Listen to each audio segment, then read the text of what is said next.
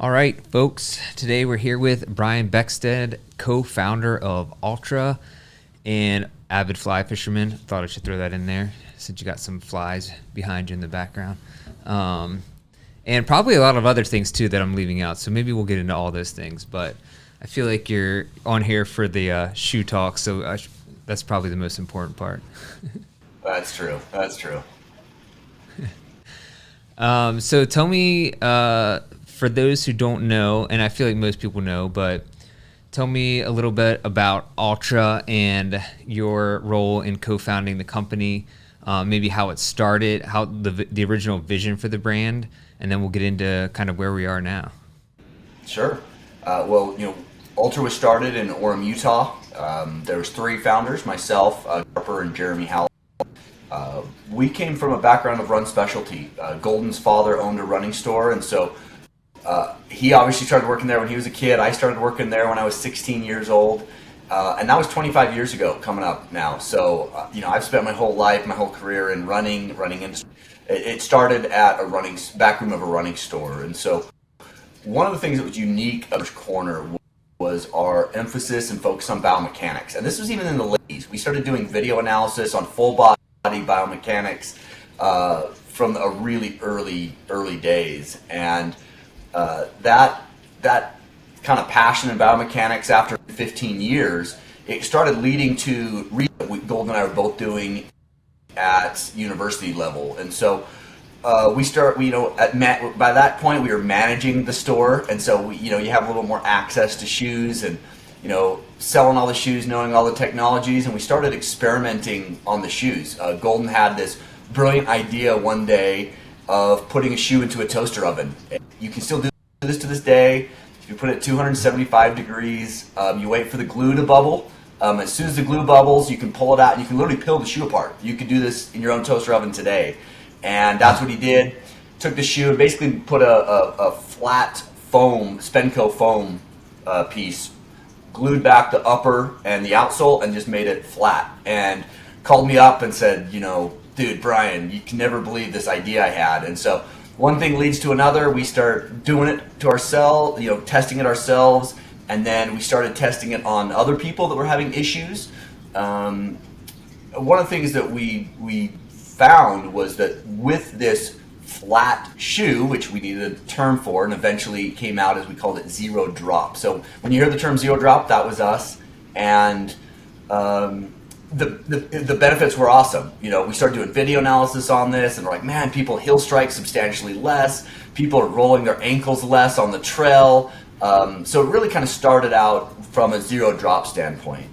And the other thing that we even previous for this for almost 10 years was we were skipping the laces on the tops of the shoe. So, traditional shoes all have the laces. We would actually skip these bottom laces and go up widthwise. And that would almost kind of go for a bit more space. And so those were the initial concepts, were zero drop and foot shape. And being in our 20s and not having any money or anything like that, we decided to give our ideas to the other shoe companies for free. So as managers, we'd go to our sales rep and be like, we've been hacking off your shoes, making them flat, and would you make this shoe? We approached New Balance and Saucony and Brooks and La Sportiva, like with all of these brands that we were running in and selling. We were trying to convince them of our new concepts, and after a while, nobody listened to us, and so we decided, what would it take to do it ourselves? And so that was the summer of 2009. We decided to start a shoe brand.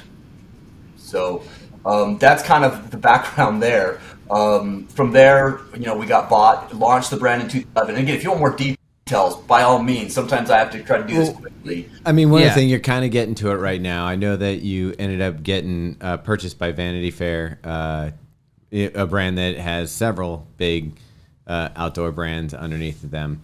But the zero drop has now been changed to balanced.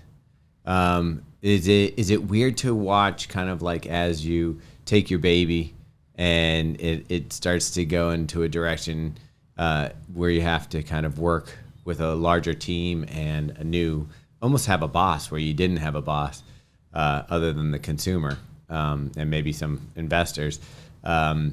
to have somebody else come in and start kind of changing some of the things that you work so hard on?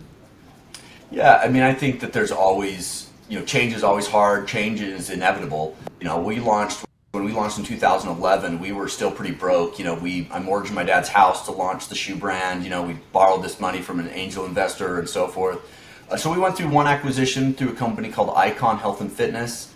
And so that was kind of the first wake up call, oh shit, we've got bosses now and corporate ownership. And so I think that really prepared, me for a lot of that. I ended up becoming the president at the brand there. So I don't have a background in business, but I think I'm pretty good with numbers. And so that was kind of my role, was having to report the numbers and the business plans and so forth to the executive group. And so I think that really helped. Once we did transition to the larger corporation of VF Corp, who owns brands like Vans, North Face, Timberland, Dickies, Smartwool, et cetera, et cetera. I think that helped prepare me to understand the corporate world, even though I don't have a background there, just to learn that ultimately, you have the finances, you have to be fiscally responsible, but at the same time, you also have to listen to the consumers. And I think that that's something that Altra has done pretty well, is we're trying to improve, we're listening for feedback, and that's not always easy. One of my favorite quotes is from Henry T. Ford. He said, if I'd given people what they wanted, it would have been a faster horse. And so kind of that balance of how do I listen to the consumers, but also think ahead, think in the future. And so there's always that balance. It's definitely sometimes emotionally hard when you have an ownership group that says, we want to go down this path. For a while there, Icon Health and Fitness did treadmills, and we ended up making a smart shoe that connected to treadmills and cell phones. And that was challenging. That was hard. We were kind of pioneering, and it didn't really work, right? But I also think that Altra is not necessarily afraid of taking some chances and taking some risks. And I think you have such a strong base. Yeah. Before I get there, go ahead. You were going to say I think, and I cut you off there. But no, I mean, you're right though. We do have a very strong base, but at the same time, we also like challenging the norm. That's kind of who we've always been. Is maybe a little against the grain, but also, we've also been very health minded, and I think that we're very conscious of that. That our whole goal, right, is that whole biomechanics, that alignment. When you get out of bed every single morning, how are you naturally? How did we evolve? How are you naturally aligned? And that's one of our ultimate goals, is to have people run healthier and happier, and doing it in a little bit of a different, alternative type of way. I mean, that's what Altra means. We found a Latin word that means to change or to fix. It also, has kind of a tie to alternative. It started with us altering shoes, and so we've always kind of had that grain. And I think that being a little bit of a polarizing brand at times, you're going to get the haters, the people who absolutely are lovers and passionate. We call them Ultra maniacs. So sometimes they're a little passionate, and maybe is the best word to use there. Quite vocal, but we always try to keep that loyal base, having that traditional Altra product that they know and love, like a Lone Peak, like an Escalante. But we also realize that, as we want to grow as a brand, and as people request things, hey, man, we want more cushion. Well, you know what? We can still do zero drop and foot shape in a max cushion shoe. And so we've been able to evolve, I think, quite smart, and still kind of stay true to who we are and what our initial principles are. Yeah, there's a few brands that we deal with that you can tell they have a little army behind them of loyal people. There's some, and it's a good thing, because there's a lot of brands that are kind of they're just kind of in the middle of the road, so that there's not a strong emotional bond to their fans. Altra, you guys have people that are waiting to see or talk about, when we do a shoe review or something like that. I've in the past said, hey, my foot is narrow and I don't necessarily have people. If I say even the slightest thing that's not positive about, they're like, that dude hates it. He hates Altra. I'm like, dude, I don't hate Altra. It's just, it's not every fit works for every person. And I'm just I get it. I get that you guys love it, but you have people waiting in the wings to defend this brand, which is pretty impressive. It is. It's almost, it's kind of odd to me, right? It's crazy, but it's fun. I mean, and it's glad that we were able to bring something different. I mean, when you look back in 2009 when we were like, hey, let's start a shoe brand. You know, the barefoot movement hadn't really gone crazy. Definitely not cushion movement either. The brands were every shoe at the running store was a 12 to 14 millimeter drop. They all had the same toe box. It was all my Air is better than Wave, my Wave is better than your HydraFlow and Hydra and Gel, whatever, right? It was all cushioning systems. The engineering was the exact same. And so to be able to kind of go against the grain and come out with something that different, it's pretty cool, you know? During that time, during that time when all the shoes were 12 to 14 drops, were you having injuries and experiences yourself that led you to think, something needs to change in this, and then that's part of the whole process of, you know, starting a shoe that would fit you? Yeah, I mean, a couple things. First of all, I have severe scoliosis, so I grew up with a back brace, full back brace every single night. So my back and my hips are all misaligned. My spine to this day is about a 37-degree curve. And so for me, I've always kind of had some of those niggles and those issues. I had a chronic hamstring injury for 7 or 8 years. It just would never go away. And when I started modifying my shoes, I felt like I was able to run better. I was able to land more underneath my body, less of a heel strike and a pulling motion.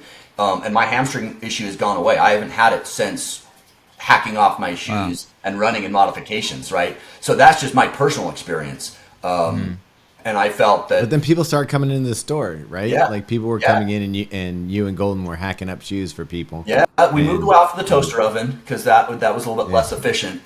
And we moved to a bandsaw. We'd bandsaw the shoes. That's right, the wedge. Up to the forefoot, and then we'd belt sand the EVA midsole down.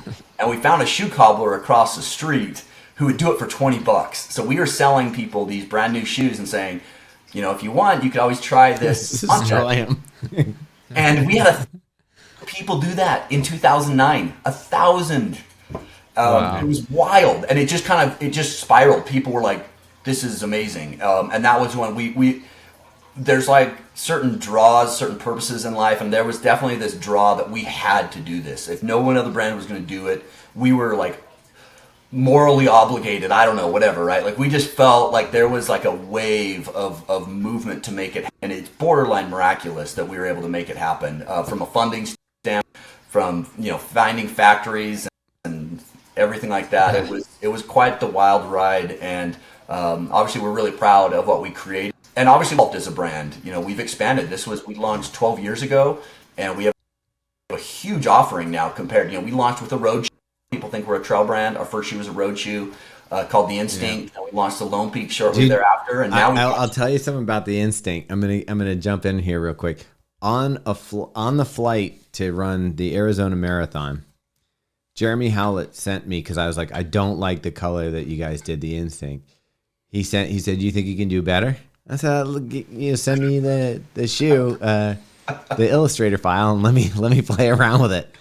And he sent me a and at that time, back then, if you remember, there wasn't a lot of colors in shoes. Like Newton was the only one really playing around with colors. So I did something. You guys had like I think it was red and gray for the Instinct that came out or around there, and I was like, "Here, let's do some colors on it and stuff." And I was probably wrong, but so I colored it up, and I remember sending off the Illustrator file with the colors on it and stuff that I thought would be cool for it. And I never heard from him again, so I was like, okay.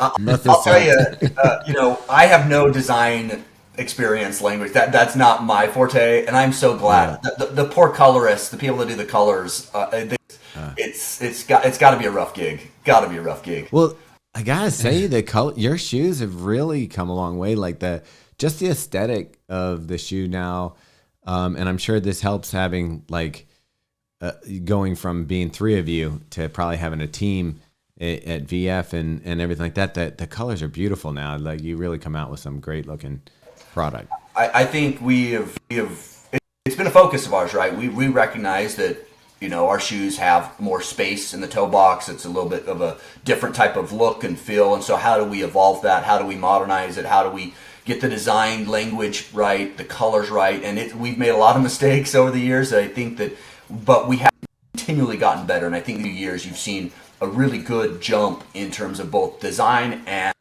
colors. We've got a really great team, really good team. Speaking of design, colors, new models, and everything like that, you have I want to move into, you've been known for zero drop for pretty much forever. Is it still zero drop or is it balanced now? Or what is the proper term? We toyed with balance cushioning because people were afraid of zero drop. Okay. And so we started talking in terms of balance cushioning, but we are moving back to zero drop. People couldn't even get used to saying balance cushioning. We felt that balance cushioning is more descriptive of what it actually is. Zero drop has definitely been adopted by more of a minimalist crowd, and people are scared of that. But we just can't get away from it. We owned it. We're going back to it, and we are changing our terminology here, and it's going to be zero to low drop. So that's a big evolution. That's where we're going. That's where Robbie's headed. And yeah, so we are now, our advertising marketing is going to go to low drop. Okay, we might as well roll into it. So let's talk about the new shoe that's coming out. That's it's a big deal. Yeah.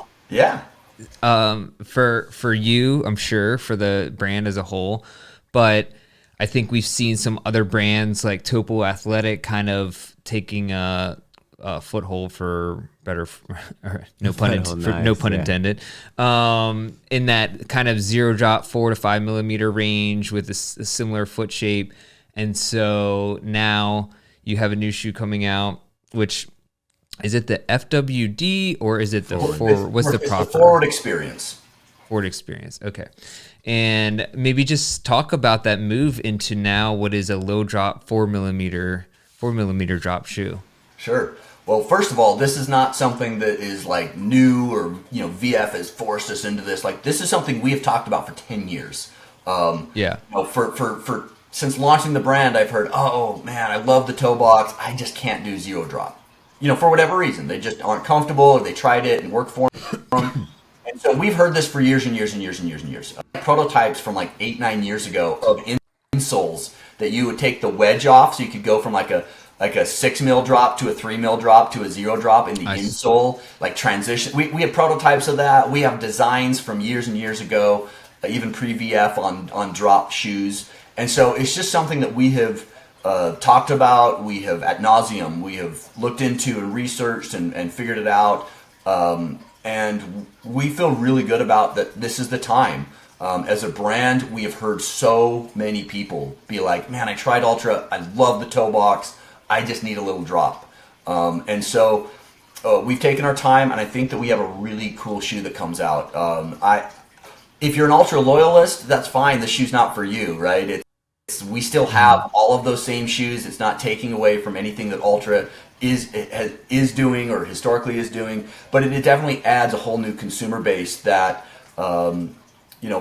likes a lot of things that Altra brings to the table, but just can't, wants a little bit different experience in the shoe. And that's kind of what we're talking about with the shoe name, is that when you try it on, you're going to see why it's called that, right? It definitely has more of that rockered foot fit as well, where Altra historically has a lower spring and a little lower toe vamp. This has a little bit more aggressive there. The industry's calling more of a rockered feel. So it is 4 millimeters. If you look at what 4 millimeters is, it's pretty minimal. It's not a lot of drop. That's the thing about drop. They sometimes drives me nuts. 4 millimeters. Like, do you know how little 4 millimeters is? Like, that is not a lot. How much like the edge of a dime is what, 2 millimeters or something like that? It's like a nickel. So you're talking about more than a nickel. Yeah, and that's where it gets me nuts when people talk about drop. It's usually the way that the drop is expressed in the shoe.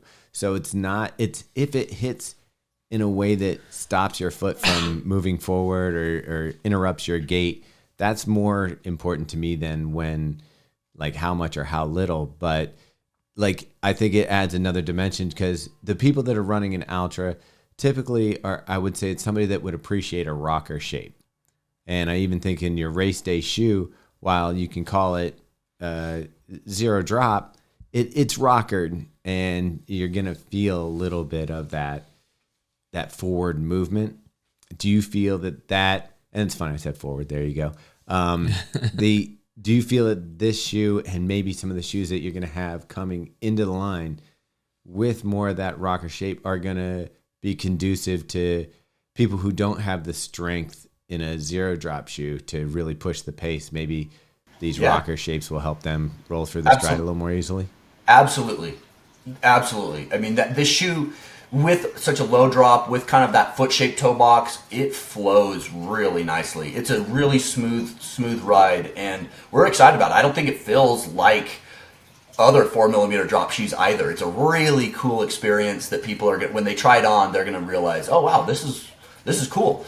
If you love your Lone Peak or your Escalante or your Torin, those are going to stay. But this definitely has that faster feel.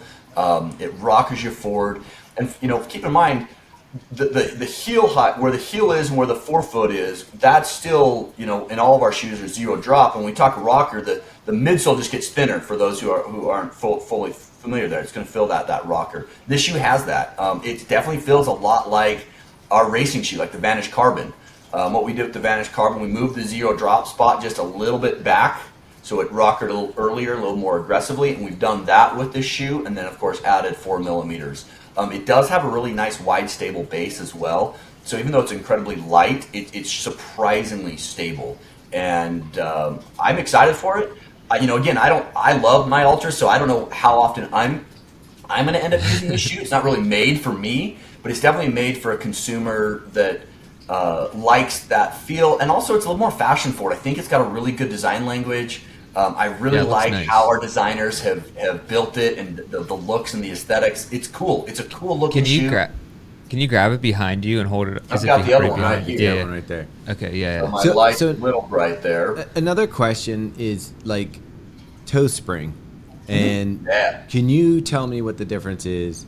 Sure. Like there's a little nuance to toe spring. There is. I call it toe spring because maybe I don't understand the difference. But can you kind of give me an idea of what that rockered toe fulcrum thing is? So toe spring and toe vamp are two different things. They're correlated, but they're not the exact same. So toe vamp is where the midsole gets thinner, right? So the toe is still going to be in one area, right? Toe spring is where you rocker that forefoot up, and you're going to do that in the last. So toe spring is on the inside, toe vamp is on the outside.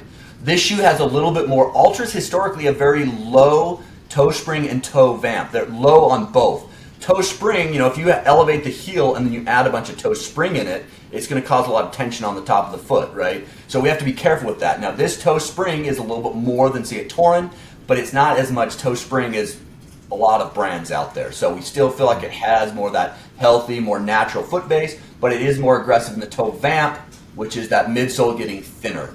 And so that's the subtle difference between toe spring and toe vamp. And this has a little bit more of both than, say, a Torin is going to be a fairly comparable model to it. And the idea behind that is to create a faster transition off the palm of your foot, right? Yep, it's going to really roll you forward. Again, that's why we called the shoe the forward experience. You feel that forward motion. Where in an Escalante, you're going to do that with more of the flexibility in the low profile shoe. You're able to do that more with the foot. It's going to take a little more work for your foot, help your foot get maybe a little bit stronger perhaps. Whereas this shoe, again, it just is able to rock you real nice and smooth. So subtle differences, but I think it's really complementary to our current line of shoes. And I do think it captures a new consumer that Altra currently doesn't have.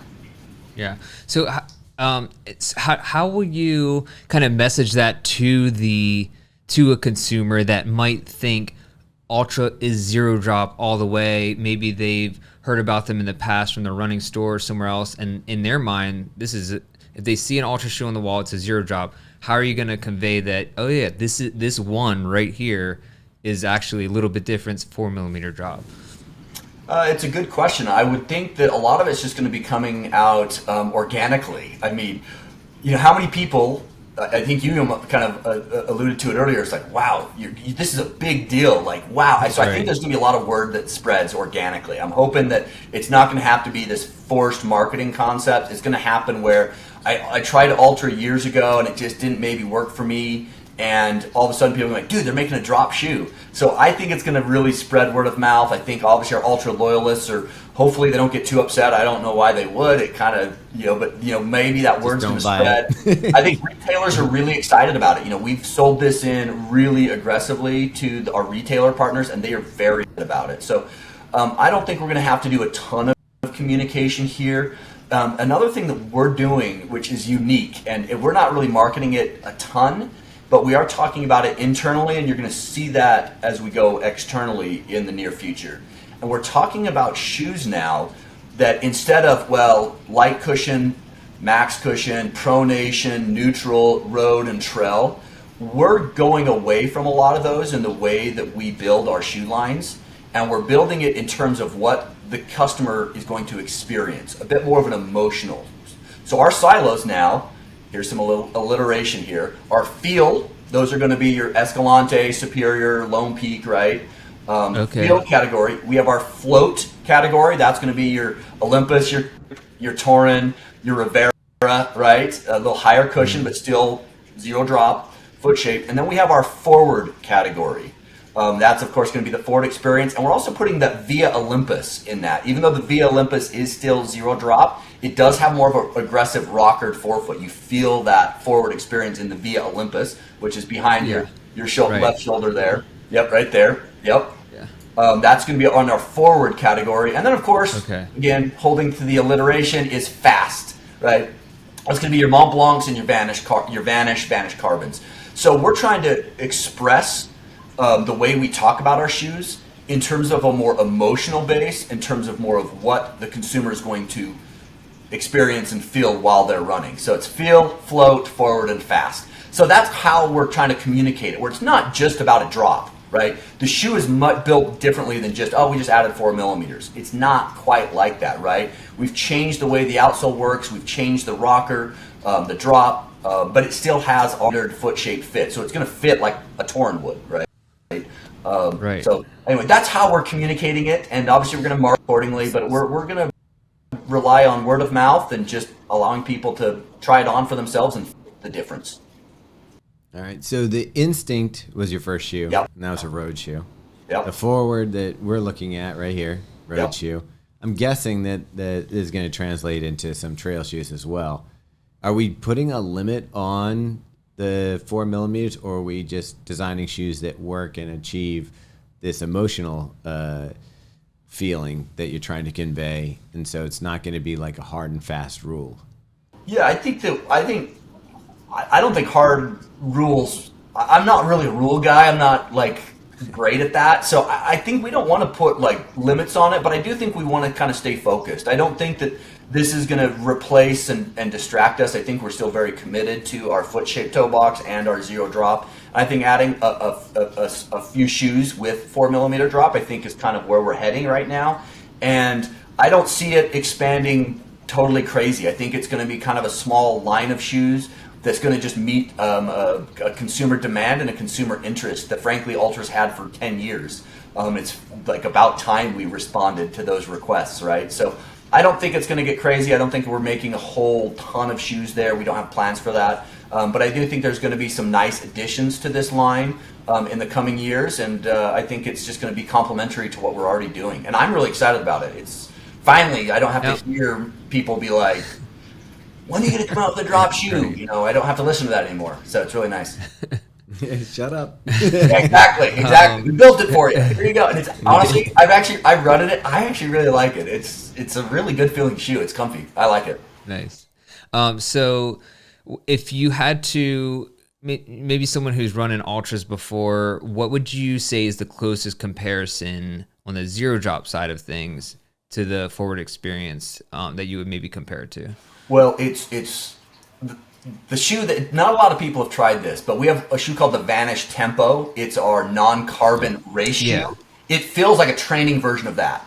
That is very much going to be the closest shoe that we have. It might feel like a Rivera, which is kind of the lighter, faster version of the Torin. So Yeah. it kind of fits in that window. It's definitely going to be a little bit of a faster shoe. It's not, it's 32 millimeter heel, 28 millimeter forefoot, but it is pretty light. It's a quick shoe. So I love the feeling of the Vanish. That's one of my favorite shoes that you guys produce. Quick question for you. You keep talking about the consumer, but you guys have a nice stable of pro athletes, and you have people. Are any of them influencing whether or not you wanted to get a drop shoe out? Was anybody asking on the pro side, like, hey, I'd really love something that just had a little more aggressive feel, a little more lean, or was this something that you were just like, let's give this straight to the consumer? I think, obviously our athletes are very much integrated into our prototyping and our testing. They worked really hard with us on both our Mont Blanc trail shoes and the Vanish shoes. This shoe was not built for the athletes. Obviously, we had a few requests for that. There's also athletes that have said, "Oh, I love Altra. I don't know how I do exclusively zero drops." So I think it's also a future athlete thing. But for the most part, this has very much just been listening to the consumers. We've heard this for too long, and we've talked about it. Like, does this compromise our brand? Who are we? And we've had those discussions, and we feel really confident that. Our purpose statement, which was kind of cool. After VF bought us, this was almost exactly 4 years ago. So shortly they bought us, we all sat with the old Altra and the new people coming in. We sat there for 2 days, and we wrote a mission statement, and that came out of it after 2 days. Argued every single word, and our mission statement came out of it, and I'm really proud of that we built it. To me, it fits our initial concept. It meets who we are, and I think it's going to match who we are in the future. And it's unleashing human potential. Unleashing is kind of like, something's almost holding you back. Like it's not been there. It's it's new. It's fresh. We're unleashing human potential, and we're doing it by inspiring. We want to stay positive. We want to be a social change, positive, uplifting type of brand. And what we're inspiring is to help people move and to move naturally. So unleashing human potential by inspiring the world to move naturally. And we feel like this shoe is a much more natural, helping people move more natural than almost any other brand out there. Yeah, we still have shoes that might do it more naturally, right? But we already have those shoes. And so I feel like this still is within our purpose statement. It still matches who we are. It still has that traditional Altra foot shaped toe box with that extra splay. And we've had all those discussions, and it's just the time. It's the right time. Our consumers are interested in it. I think it branches us out, and it looks good. It's definitely a little more fashion forward too. So I think that's going to be nice. Do you feel like that's one thing that separates Altra from other shoe companies or brands, is that kind of almost a personal mission to do better for runners, whereas you're not you're not just making running shoes en masse, but you're actually have a mission to make people's lives better? Do you think that's something that separates Altra from other companies?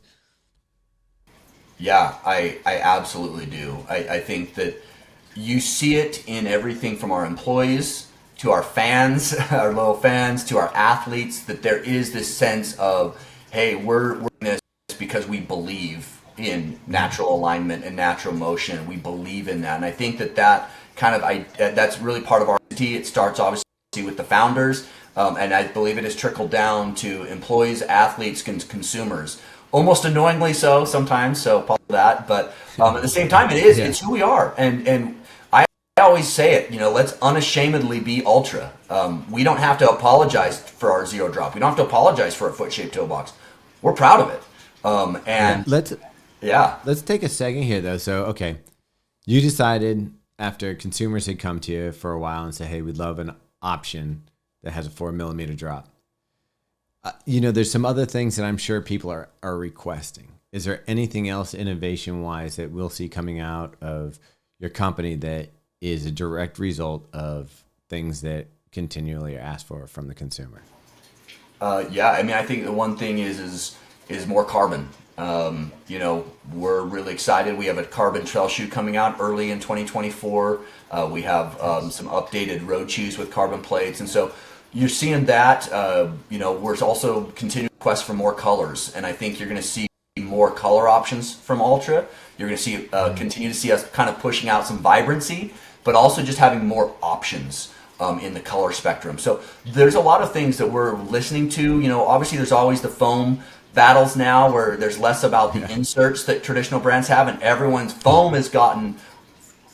The foam technology now is in a galaxy so different than it was 10 years ago. 2009. Yeah, geez Louise, like it is crazy.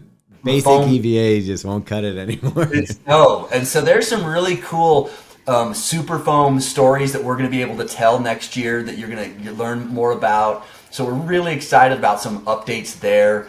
There's just things like that. We've been hearing. How tough is that?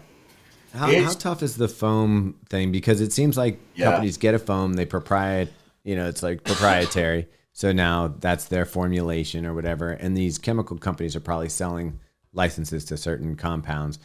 How competitive is it getting to get the right foam for your shoe? It is very difficult. And what's hard too is when you launch, one of our big foam stories for a lot of years was the Ego foam, right? That was found in a lot of our shoes. Well, the Ego foam that we launched, back in 2016, it's not the same Ego foam. You have to evolve that compound, and it's very competitive out there. Luckily, there's a lot of options out there, and a lot of it you're trying to see, let's get all these new foams. Well, then obviously you see all of these price increases because of that, and you've seen that across the board, right? And one thing with Altra that we're really proud about is, you get caught up in it. You have to. Coming out of COVID, all of a sudden you have to get these new technologies, and you don't have time to negotiate prices because you couldn't go over to China, to the factories. And so what we've done is we've said, hey, let's get the best quality foam and let's do it for a better price. And so you're going to see across the board a $10 price drop in almost every single Altra shoe in the next year. So, where, the Lone Peak was $150, we're taking it to $140. The S was $140, we're actually going to take it down to $130 because foam has gotten so good that you can have an amazing foam, and then it comes into, well, how do we want to price it? And so we're going to continue to have those high price shoes, but we're kind of seeing that get almost out of control. The pricing of foam. We're actually going to a personal stand and say, hey, we don't need the shoes to be that much. We can still get a really great shoe for $130. We don't need to charge $150 for it. And so that's where the foam story comes into play. That's great. We're going to have $250 shoes with foam stories that are out of this world, amazing. But we also want to make sure that you can get a really, really great quality foam in a $140 price point shoe, right? And that's what's also exciting about the foam stories is the quality of foam across the board is just better. Better. In the same way, I don't think it's a secret that Altra was one of the later, brands to come out with a super shoe with a carbon plate, like a race day shoe. So if you're talking about, the Vaporfly onward, were there challenges in the same way with the carbon plate technology? Because I know there's been a lockdown on a lot of those patents as well. Yep. So the carbon, we've experimented on all sorts of carbon plates. Our initial carbon did have flex grooves in it, so we felt that it was more flexible on those toes, took a little bit of pressure off of the metatarsals. We also now have a testing lab. We have a full-time biomechanist, and he does testing now for us. And so we're really excited about that we are taking our testing to a level that Golden I only dreamed about, 10 years ago. Yeah. And so some of the stuff we're doing with carbon, we're really excited about. And what a lot of people don't realize with carbon is it's not just the carbon plate that works, it's the carbon plate combined with foam stories and how those interact with each other. And so we have gone through, I don't even know how many foam to carbon plate combinations in our lab, and we are so excited. I'm telling you, the stuff we have coming, we have a road and a trail carbon shoe coming out in March of 2024, and they have been tested. We are stoked. These are going to be, nice. I think. Will we get to see that at the running event? Yes, you'll see that in Austin, Texas at the running event. And yeah, it's really cool stuff we have coming out there. And so it's always hard, trying to find that balance. And I think that I'm really proud of what we have coming out here in the near future. It's cool stuff. That's awesome. That's really exciting. So will you be at the running event this year? Will we get I'll be there. a chance to? Yep. walk Cool. through the shoes with you. Yeah, for sure. I'll be there. Cool. All right. We'll set up I'll an do it. appointment, and I'll run the shoes through you personally on it. That'd be great. Yeah, That's let's do awesome. it. I wanted to talk a little bit maybe about I feel like your shoes have also, you start out as a running brand, and that's kind of what you were focused on, creating zero drop shoes for runners, whether that's trail running or road running. But it's also kind of expanded. I don't know if this is by accident or just it was a happy accident. It happened naturally where you get a lot of just Fly fishers? Now it's fly fishermen for sure. Lifestyle, like just lifestyle wear or through hikers. It's become like a go-to hiking brand for a lot of people. Is that just something that happened naturally and worked out well for you guys? Yeah, some of it's purposeful. I will tell you, the through hikers, that was a complete accident. That was like the happiest accident we ever had. We did not plan for that. We did not advertise. That was just something that just happened organically. So, Nice. Sometimes you win, sometimes you lose on those. We're really excited about the hiking community. We've expanded those offerings now after they've accepted us. I mean, we became the top selling through hiking shoe for most of the last 10 years. And that was initially that was not planned or prepared for. And obviously since then, we've tried to kind of expand our offerings to have some more casual and lifestyle offerings without losing focus on our health-based, performance-led brand, So, we now offer Gore-Tex hiking shoes with some, the Olympus has a leather upper with Gore-Tex on it in the hiking models. But a lot of it just is accidental. The consumer, as much as we like to think that we can dictate to the consumer what they want, it to see that people get to choose, and it so often just happens organically.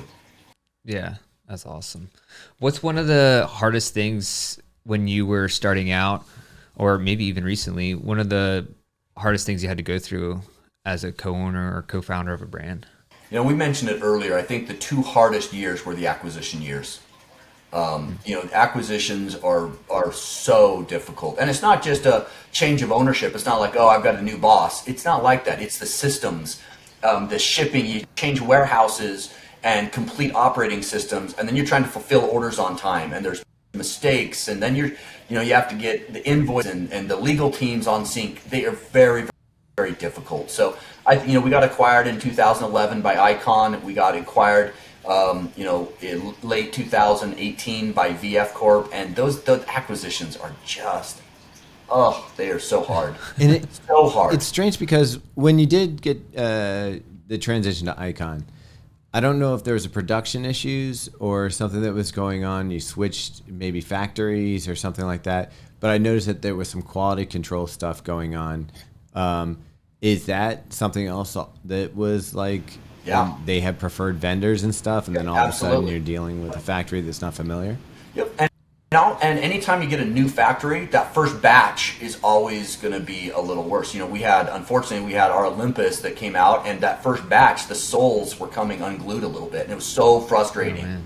And then anything that shipped after that first batch we fixed the problem, but there's still that early batch out there causing problems. And so even when you do fix an issue on a shoe, it lives with you for a long time. And I'd imagine, especially if it's your company that you found it, like if it's your company that you found it, you feel like it's a personal, like I did this thing. Yeah, and it's hard too because now I work remote. I'm not even at the head offices anymore. I do primarily PR and some strategic projects for the brand. I'm still on the senior leadership team, but I'm not involved today, and so I get hate mail and stuff, and it's just you have to kind of just seriously. I do. It's wild that people find me somehow on whatever LinkedIn or Instagram and send me nasty grams, and it hurt for a while. It hurts less now, just because I think I've learned to deal with it, and I've also been able to separate it because we have gotten bought, we have gotten through these acquisitions. I am far less involved. I still have a lot of influence being on the senior leadership team, but it's not I like do a lot everything is. But man, people blame me for everything, and it's just I actually chuckle at it now. It's just, we're not the only brand over the years that have had to shift factories and had quality issues. I will say that this last 12 months, It's been a massive emphasis for us. I think our new shoes that we've launched this year, shoes like the Torn 7, the Paradigm 7, the Superior 6, we have not had any major quality issues there. I think the stuff we have coming out early next year, Lone Peak 8, Timp 5, Escalante 4, I'm really excited. I think this product line, when you go through those shifts, there's always this time to where you settle out the issues, and that always takes longer than you'd want it to. But I'm really proud of how our team has tackled those challenges, and I am so confident that our quality is going substantially up, and it's going to be at an all-time high next year. It's been a huge focus for us as a brand. It's also weird for us as somebody who gets early edition shoes or first run production, because we'll try a shoe and we will have like maybe the foam's a little more firm, then there's an inline change, or the second batch you guys fix something that we don't talk about. It's not like it becomes a new version. It's just like, okay, the durometer of that last batch was a little bit off. Let's do something about it. I'm not saying this is specific to Altra. I'm saying in general with running shoes. And then we have this, we're like, did we get it wrong? Did we not know it? And then nobody ever calls us. Midway we realized that the foam density was off. We've done that very few times. We try not to mess with that unless it's an actual defective issue that we've been seeing. So we do try to minimize inline changes. Those are very minimal. And sometimes our Via Olympus came out a little firmer than we expected. And the new one comes out November 1st, and the Via Olympus 2, and guess what? It's going to be softer. We've focused so much. A lot of that's coming out of COVID too, right? We weren't able to do as much QC as we wanted. We have new factories. We have a new ownership group. We've got a ton of new employees, and now we can't work to factory. It was unfortunately kind of a perfect storm for that, and I think that I think we did pretty solid, and we're coming out of it stronger and better, refocused, and I can't emphasize it enough. This is probably the most excited I've been about Altra in 5 years. I'm really pumped on the new stuff we have coming out. Where are your factories now? We're almost entirely in Vietnam right now. Okay. We started in... Is that the spot now? Is that that's the new spot now? Yeah. It used to be kind of... I never say it right, Guangzhou, just north of Hong Kong. Outside. That was the shoe hub. It was 70% of athletic footwear was produced there, and they've all just flooded down to Vietnam now. So Vietnam is the new performance footwear headquarters of the world. Is that a pricing thing, a quality thing, or a geopolitical thing? What is the Chinese guys were doing knockoffs on everything? Is it an intellectual property thing? It is a cost thing for a lot of things.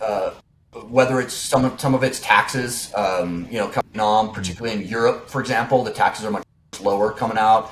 And then obviously the factories in China, they just get old. And so what they do is instead of refurbishing it, they go and build a new one in Vietnam for half the price, right? It's cheaper than refurbishing the existing factories. It's so, it is a little political. It's a little taxation. It's obviously costing. And most of the factories in Vietnam are Taiwanese or Chinese owned. So it's not like, So it's the same factory group that we were building with, it's the same guy, different. It's the same ownership group, it's the same factory ownership group. A lot of which so it's a Starbucks. It's a Starbucks in a different city. Yeah, exactly. Well, a lot of these started in Taiwan. So Taiwan used shoe headquarters, and then the Taiwanese went and bought land and factories cheaply in China, but then China's modernized and grown, and now it's gone to Vietnam. So a lot of the factories are actually Taiwanese owned. Built in China, now built in Vietnam, always Taiwanese owned.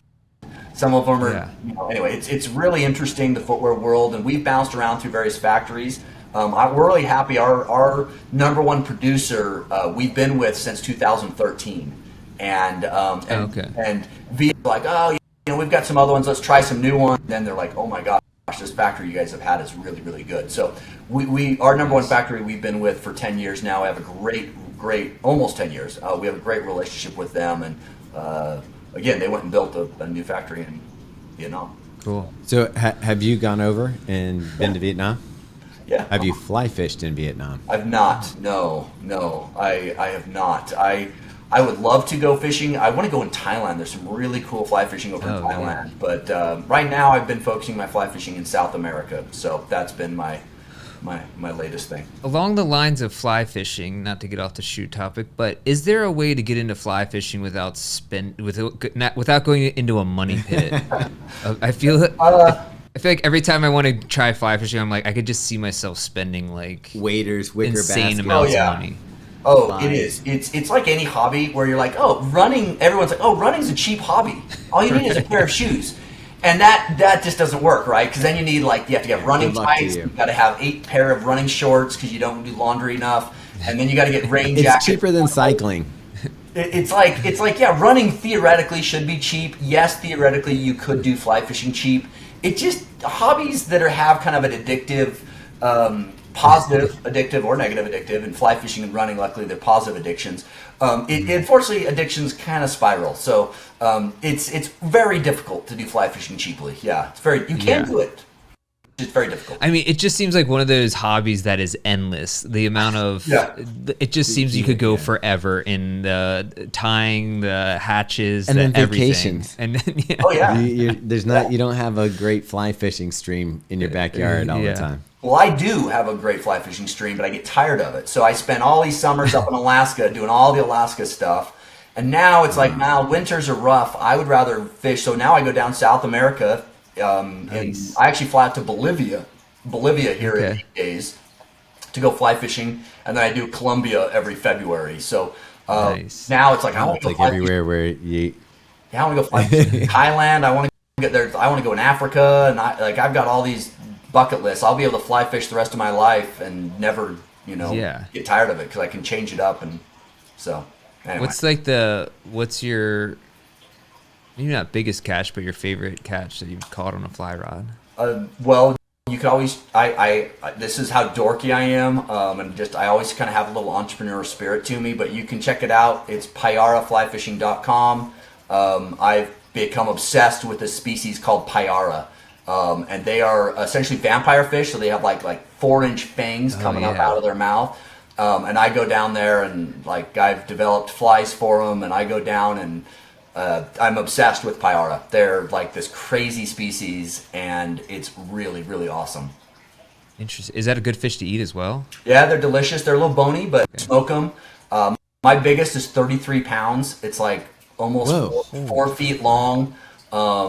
Yeah, they get massive, and they're really cool, and it's just a fun hobby that I have. Are the fangs functional, or they just look scary?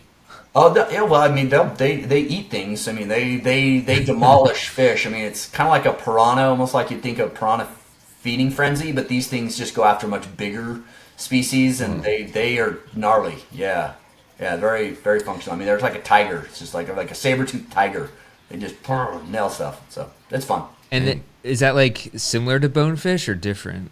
Very different, yeah. We catch these out in the jungles, so they are freshwater. They're not saltwater.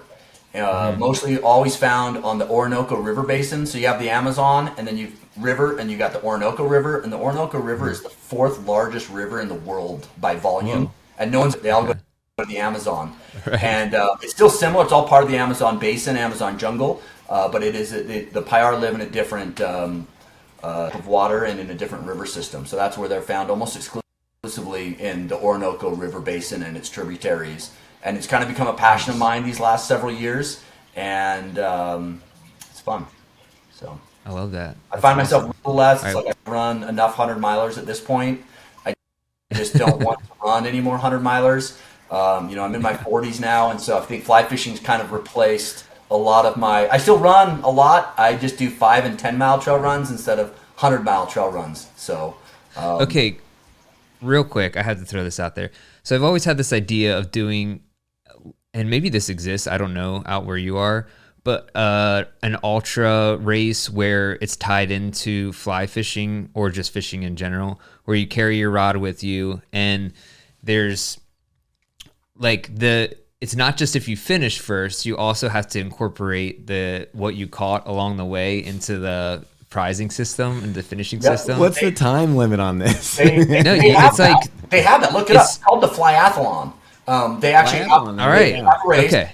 And again, I do that too. I don't do the race, but when I was starting Altra and growing, I'm training for ultra marathons. I have 3 young kids that were babies at the time, and I love fishing, and so that's what I would do. Is I actually have an 8-piece little fly rod, and I run up like 10 or 15 miles up into the mountains, fish for 4 hours, and just catch all these amazing fish, and then I run out. Right. I call it ultra fishing. I coined that term like 15 years ago. I still do it all the so time. you're way ahead of the. But yeah, ultra fishing, it's awesome. That's my. How many? Yeah. So the flyathlon, how many events are there like that? Is there just one of them, or is there? Colorado. I haven't done one of their events. They've been Okay. trying to get me to sponsor it, and I probably should. But I live in Utah, and it's like driving 10 hours to do a race where I can just drive an hour and get like Right. similar experience. I haven't done. They have one in Idaho as well, I believe, and then they've got several events in Colorado primarily. And I can't remember. All of them have a little different rules. But and I think one of them, like, you have to like chug a beer to be an official finisher. So and like you get on the size of fish and versus how many species you catch versus how you're fast. Anyway, it looks cool. I want to go out and do one of those flathlon races one of these days. I think that's what you should do if you want to do get it. into fly fishing and then Look it get up, a go run it. sponsor. And Seriously though, that Get all sounds the gear. awesome. Yeah, it's cool. Yeah, I mean, I think that's something I'll have to look into for sure. There you go. But I figured if you're trail running, ultra running with a fly rod, you can probably you're getting to spots that people man. never get to. Yeah, I'll go up and in 3 hours catch like 50 fish, and they're mostly small. They're high alpine, little brook trout or cutthroat trout or Right. some tiger trout. But man, it's so much fun. Yeah, Yeah, that's cool. it's really cool. All right, well I'm gonna probably get off this conversation and just Google that for an hour. So Well, hey, if you ever, thanks for ruining Robbie's day. you of really productivity. threw me off my entire Keep you day. looking up higher hours and well, Yeah. come join me if you're ever out in Salt Lake. Come over and join. I'll take you. I'll show you the ropes. Show you how to do it. It's fun. All right, you absolutely, go. definitely. All right. Well, Brian, thanks for talking to us today. It was a good conversation and just hearing everything about Altra and what's going on and what's coming. So pretty excited for it. yeah, and we'll see you in December for sure. Yeah, we'll see you at the running event. Hey, thanks again for having me on, and thanks for your support. Really appreciate it.